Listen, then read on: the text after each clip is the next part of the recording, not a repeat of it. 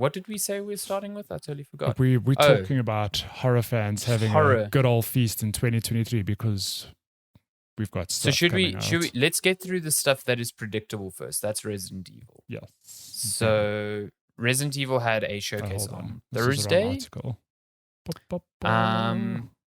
And they basically went through what is coming in that Village Gold Edition, and also some details on Resident Evil 4 next year. So first we got a trailer for the Winters expansion. This is a DLC expansion which will kind of act as an epilogue for Ethan Winters' story arc. And it stars his daughter Rose, who you meet right at the end of Resident Evil Village.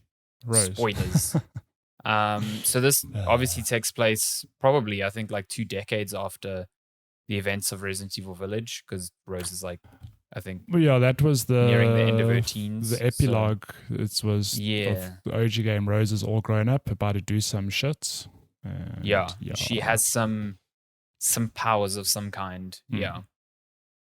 That's out this Friday. It can be bought separately. It will also come out with the Gold Edition. Included in this stuff, they also showed off the new third-person mode for the main campaigns. You can play in third person if you really want, which is strange to me because like there's a lot of moments in that game that kind of require the first person, like when your hand gets cut off. Like, how does that work in third person? I think it's just a nice little nod to this is like. I guess, I don't think it's the preferred way to play the game.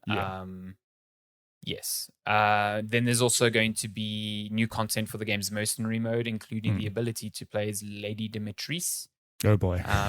Tower over your opponents. Yep. Just cut them down. Going to be great. Keen for that.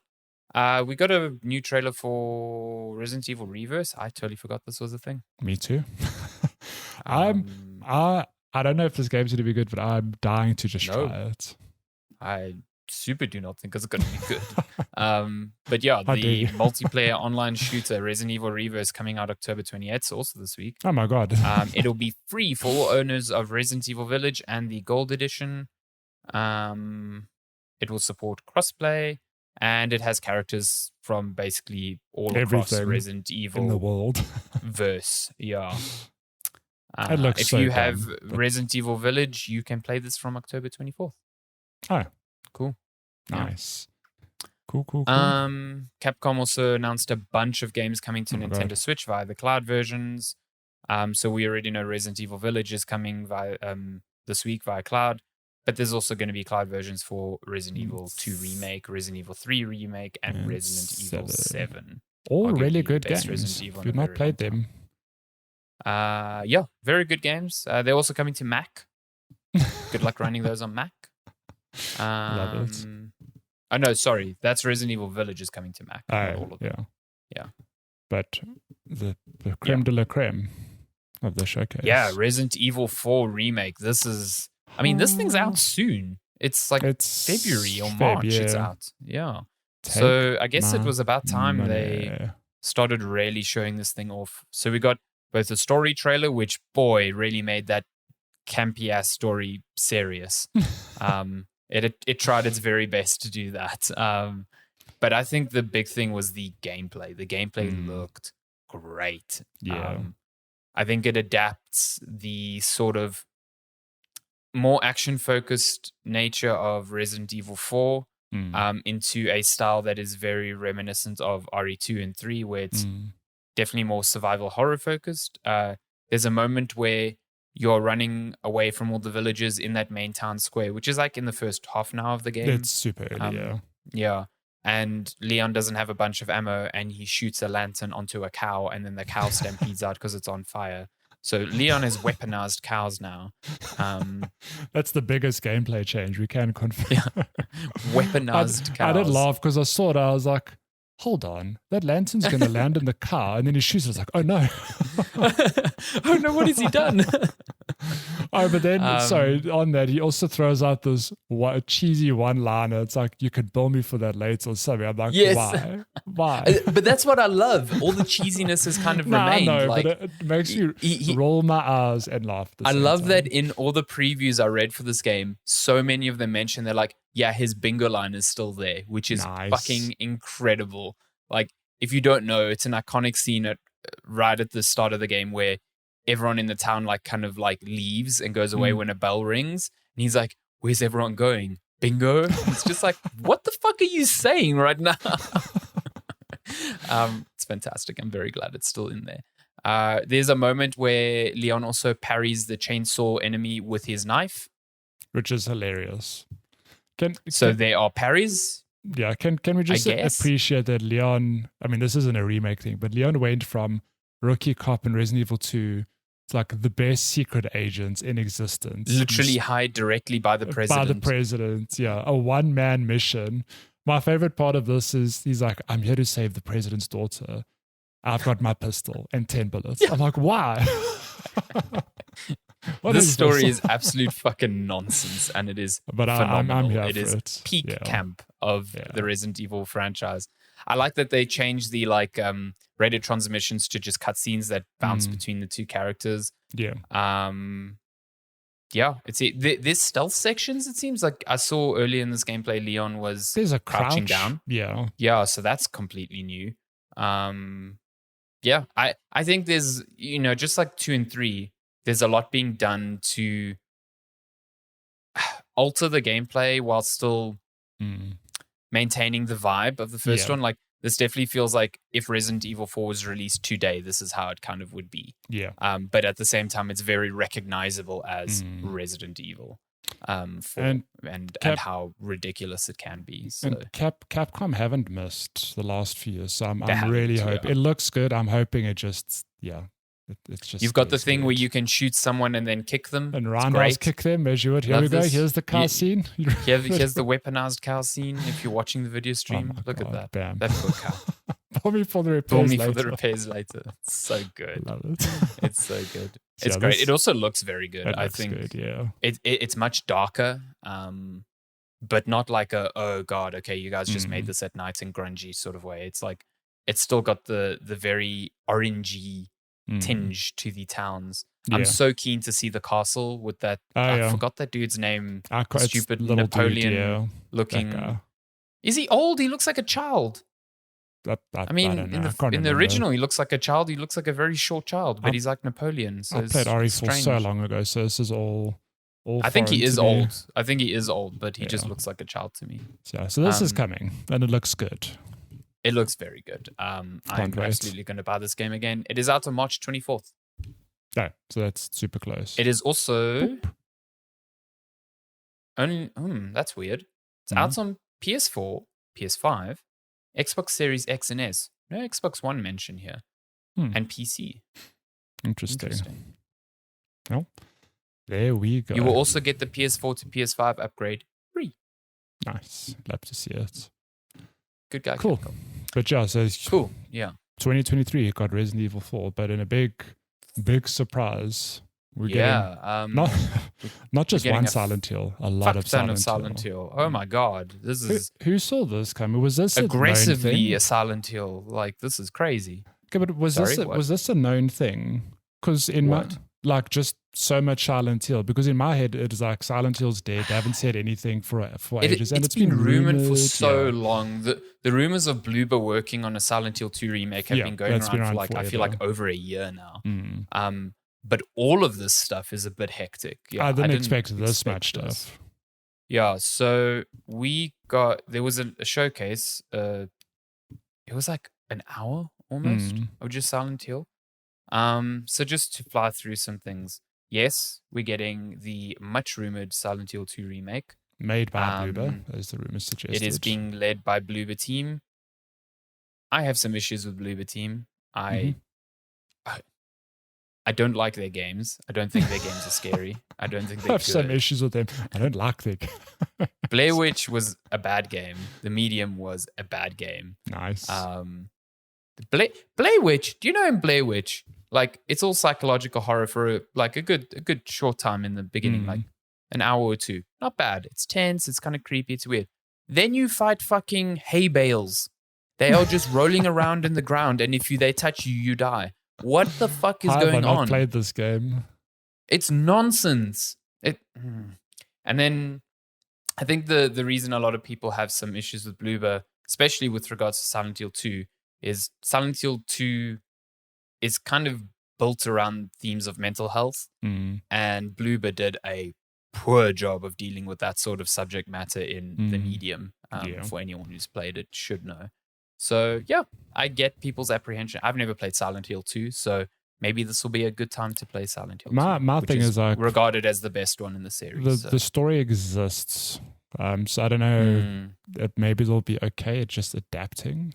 I mean, if this is sort of like a Resident Evil remake kind of vibe, then sick. I'm in. Like updated gameplay mechanics, because boy, it will need to be updated from the PS1 version. Yeah. Yeah. It's going to be a PlayStation exclusive for 12 months, but it's also coming to PC. Their PC. Then we got another Silent Hill game, developed by Stories Untold and Observation Maker No Code, called Silent Hill Townfall. But it's going to be developed alongside Annapurna. Yeah. So I was like, Annapurna don't miss all the time. The only time they miss is when they publish games called 12 minutes. But other than that, Annapurna is really good. So this is interesting. I think it's a good pairing. Observation has its fans as well. So yeah, this one, there's like not much known about what this game is. So there's details coming next year, apparently. Nice. There's a new Silent Hill film being made, which shouldn't be a surprise considering the director kind of spoiled that this showcase was even happening last week by being like, I'm working on a new Silent Hill. You'll hear about it soon. It's like, Did you watch the original Silent Hill film? I haven't. Apparently it has Sean Bean in it. It is, I can't remember who acted it, but watch it. It's an actual good adaptation of a video game. Like at a time when video game adaptations were not good. You're like, it's a Silent Hill movie. It's going to be garbage. It was actually really good. I didn't realize there was a second one in 2012. Probably not good. Didn't know either. I thought this new one was a sequel to this original. Oh, it's actually got a very good cast. Sean Bean, Radha Mitchell. Yeah. Okay. Yeah, I'll give it a watch. Is it creepy? Good. Is it weird? I mean, I've watched it once or twice in its day, and I was like, "Damn, this is hardcore." Would recommend. Well, this sequel, Return to Silent Hill, is being directed by the same guy, Christoph Gans.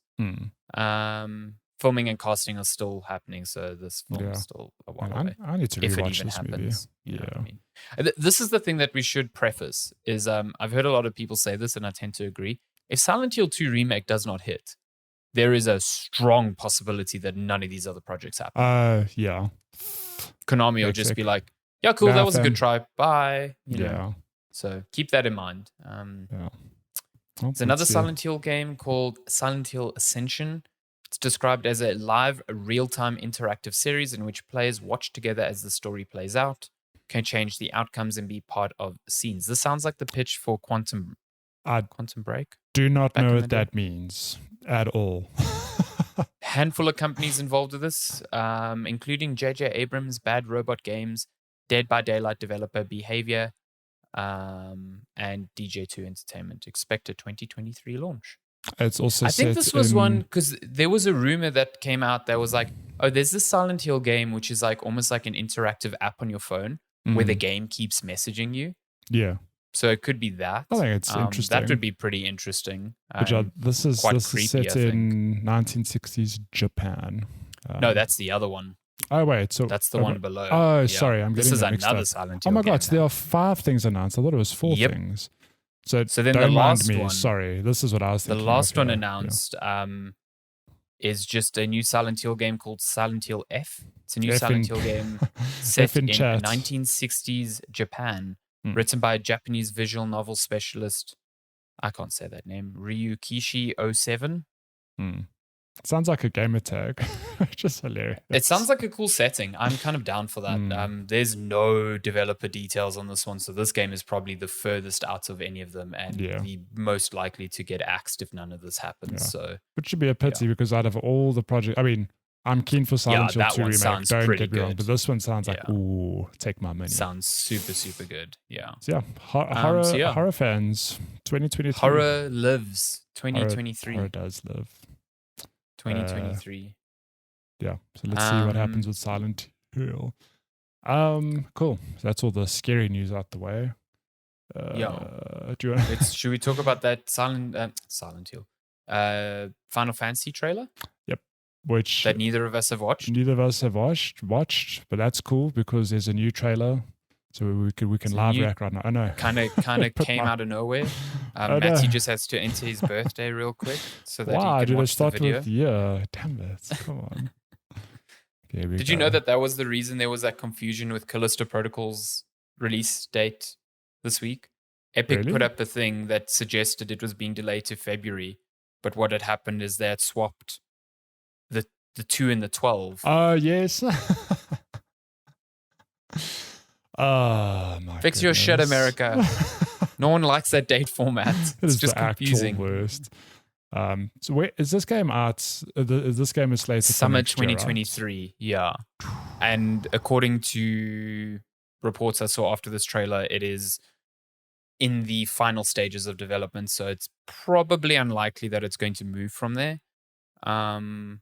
But yeah, I reckon by June, July next year we'll be playing this game. Sounds and about I'm right. Fucking all in on this Game of Thrones with magic nonsense. Yeah. I'm real with Street Fighter fights. Yeah, strange ass combat, like more character action combat and big ass boss battles. This looks great. Summons fighting looks really other. good. Yeah, I mean it looks beautiful as well. It does. I'm really into this Final aesthetic. Fantasy games generally always look good, and it's been like I know we've had Final Fantasy VII remake, but shit, it's been a long time since Final Fantasy 15. So look at these set designs. Color They're just intrigued chef's on kiss. this game. Chef's kiss. Love it. The kind of like aesthetic of like more modern set design and clothing design within a medieval world kind of speaks to me a lot. It reminds me a lot from is Final this Jack Fantasy Garland? Chaos? Oh my god. My god. It looks like him. Final Fantasy VII was very much like a medieval kingdom in a future world, which was super cool to me. I thought it was nice. You mean 15? 15, sorry. Did I say 7? I think you said 7. My bad, yeah. I meant 15. It was like 7 was the other way around. It's like this futuristic world with swords. Yeah, no, it's the other way around. Yeah. This trailer seems very story heavy and cinematic, so I'm not sure we're getting much from it without any audio. Yeah, I mean, there we go. Yeah, there we go. Nice. There's some combat. Oh my god! Look at that. Oh, look at that! It's nice shiny. So you get to fight big. I think a big part of these are the summons, or they're called something else here. Every game they've got some other name. But they are kind of like each kingdom holds one type of thing. Holds control of one, so they're a big part of the story. Oh my god! Look at that sword. That's Sephiroth's levels of what they have. I'm keen on this game. So very keen on this I don't game. even need to see more trailers. I'm there. I'm all in. As a big Final Fantasy fan, you best believe I'm hyped for this. Bam. Never forget that the main character is called Clive. Not even joking. That was the worst. Absolute worst name for a character. Cool. Clive. We've got Cloud, we've got Squall, we've got Clive. Clive Rosefield. He sounds like a character from Resident Evil. Yep, he does. I suppose let's just stick with Sony quickly for a second. Sony posted a Bloodborne tweet. Okay, so I'm going to come out and say, as a marketer, someone who lives in this world, this is just, what the heck? Sorry, I know why my WhatsApp's there. I don't know where that came from. This is just a marketing thing where it's like, we're going to garner some engagement.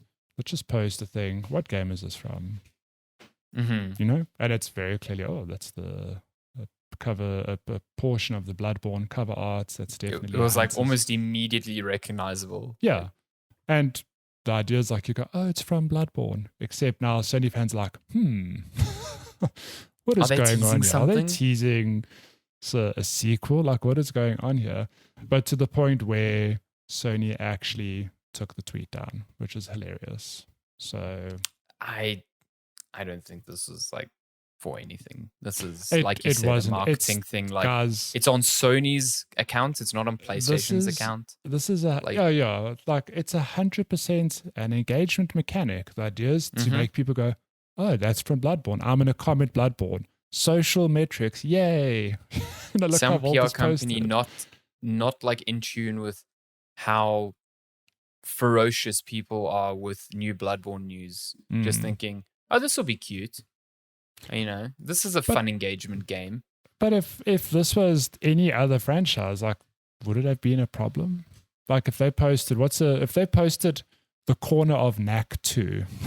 No one would give a shit. Would people go, oh my god, Knack 3, video game donkey, be like, oh my god, Knack 3 is happening. Can't believe this. No one would have thought twice about it, but because it's Bloodborne, yeah, it's hilarious. And people have been clamoring for news of a patch or a sequel. I do love this headline though. Sony post tone deaf Bloodborne tweet, chaos ensues, which is just like true, yeah, 100% true. Just chaos. So that happened. I don't think it's coming to anything, and I don't think it ever was going to. No. But yeah. Last pieces of news. Call of Duty won't be seen on Game Pass for a number of years, says a report in this article written by good pal Darren Bonethar's, actually love Bonethar's, doing some great gaming journalism. Yeah.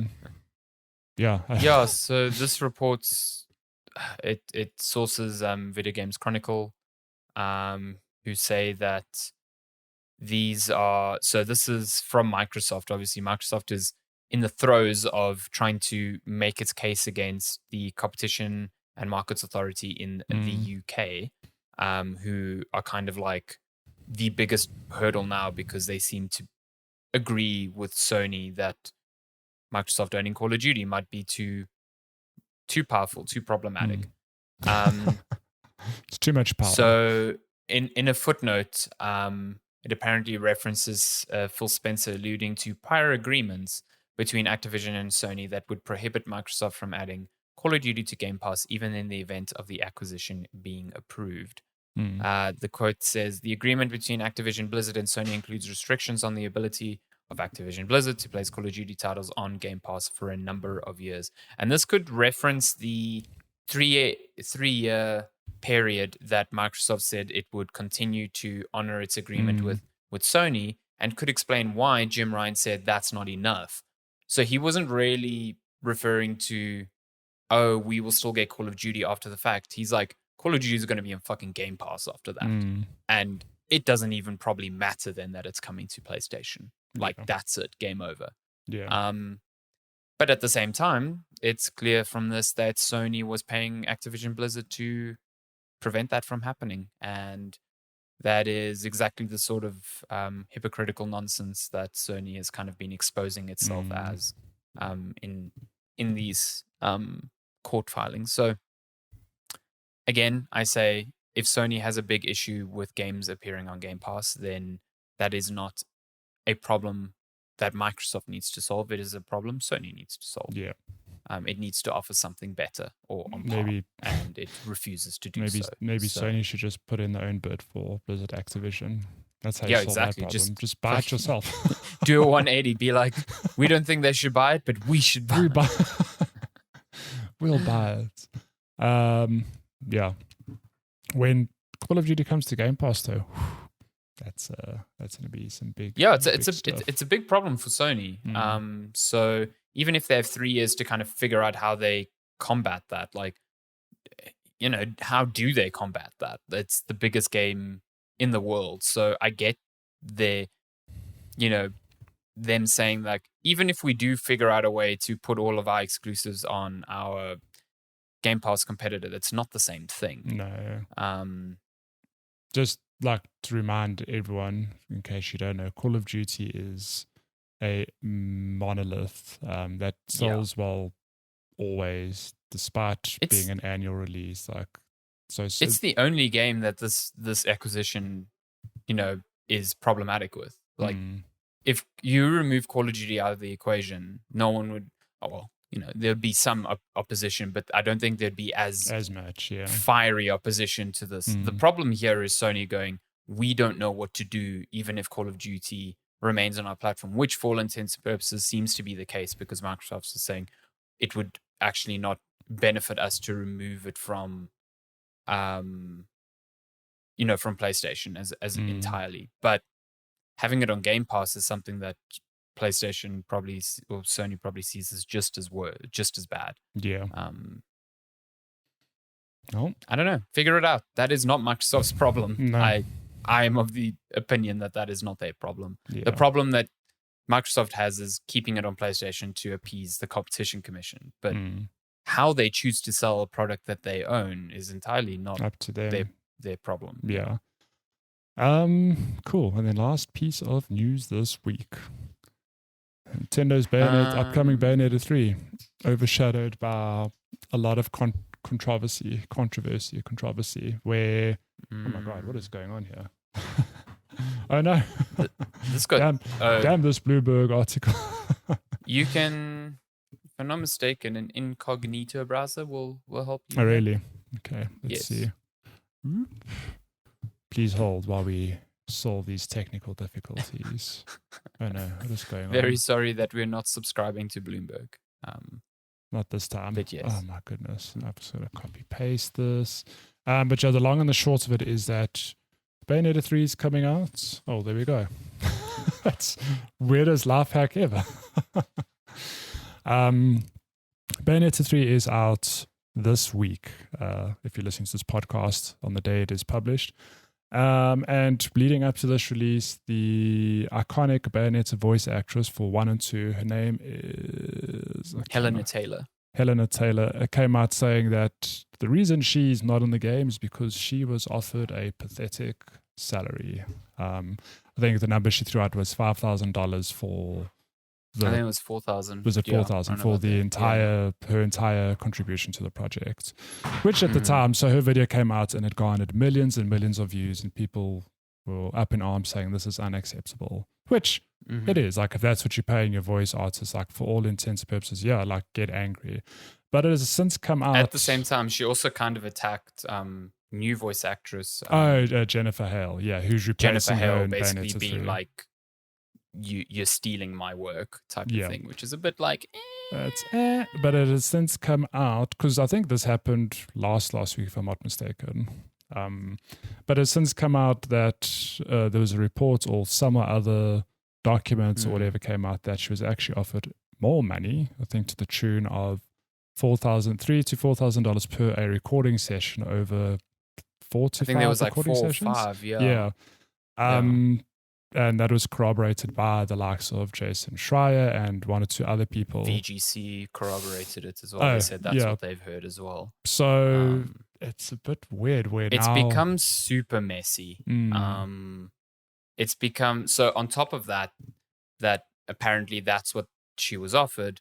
There was also, as part of the same report, that's what she was offered. She rejected it and requested a 6-figure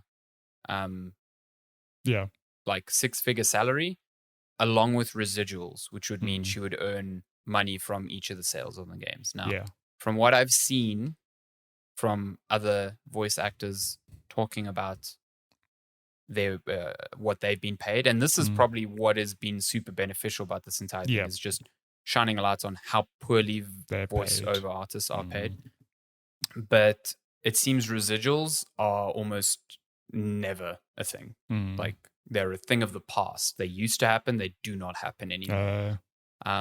So maybe 6 figures is not outlandish. But at the same time, Bayonetta is not a series that sells well. It sold less than 1 million, the second one on Switch. The fact that we're getting a third is like a miracle. The fact that we're getting a third is a miracle, honestly, because Nintendo really could not give a shit about funding this game, I don't think. So I don't think 6 figures was ever going to happen, especially residuals. And I think maybe the extremeness of that request just made Platinum go, nah, we're good. And we're gonna look for something else. So I don't know. For what it's worth, Helena Taylor denies these reports. She says she never made that offer, and the offer of 3,000 to 4,000 over 5 sessions was never made to her. So she's sticking to her story. Jennifer Hale did like some tweets about this reporting, so she did say she was under NDA, so she can't actually talk about it publicly. So take that as you will. And she also came out publicly just to say, she's under NDA, but just to keep in mind that Bayonetta 3 was made by a whole team of people. Like, don't forget that when considering whether you're buying the game or not, basically. Yeah. And so I was listening to the Giant Bombcast, and Jeff Grubb is on there now, obviously. And he made a very good point that we might like to think that voting with our wallets actually does something. It very rarely does. Yeah. All it does is impact the thousands of other people involved with said game. Yeah. And doesn't actually impact the studio and its decision making, because if 100 people don't spend $60 on something, then they don't even care. Whereas you campaigning for something or making a big deal about something over a video, or just like Helena Taylor has done, she's garnered a huge uproar of people talking about this problem. Yeah. That gets their attention. Yeah. So if you're going to be really mad about Bayonetta 3 and you're on Helena Taylor's side, which at this point is very difficult to tell who's actually telling the truth or who's got the right information. I'm not saying that Jason Schreier is reporting nonsense. I'm just saying that information could be muddied in this sort of process. It's not all easy. And the same with Helena Taylor. She could be lying for all we know. I think if you are going to take a stand on it and be loud about it, then be loud about it. But if you were planning to buy the game, I think continue to purchase the game, because you're supporting a series that you love. And you not buying the game is not going to hurt Platinum in the way that you think it is. Yeah. It's not going to help the people that you think it is either. No. So I do. Yeah. I completely agree with you, but I do find the statement from who's this? The executive director of Bayonetta 3, Hideki Kamiya. I don't know if I'm saying it right. Yeah. Who blocked so many people on Twitter after this that he ended up having his account suspended for multiple days. But this is pretty damning. He called Taylor's allegations sad and deplorable. I was like, yo. Yep. Okay. And then when he was getting shit for it, he blocked tons of people that Twitter triggered like an automatic thing, thinking a bot had taken over his accounts. And he was like, it seemed he had deleted his account, but he was just suspended for 3 days. That's how aggressive that dude is on blocking. He is hyper strange. Pretty messy saga. On that, though, you know that meme you always keep talking about pushing the water back into the ocean? That's blocking people on Twitter. Like, what are you getting? Block one or two annoying people, but you can't block thousands of people. He's like, if you quote retweet me in an English tweet, I'll block you. It's like, what? Okay. But when he says that, it's his PA going, why would you say that? I've got so much work to do now. Yeah. It's such a strange thing. I don't know. Yeah. He's very peculiar. He also tweeted out something in English, so by his own rules, he should block himself now. But did he quote retweets himself in English? That's the question. No, he said you should not reply to him in English. So if he tweeted in English, how the turntables. Come block me now.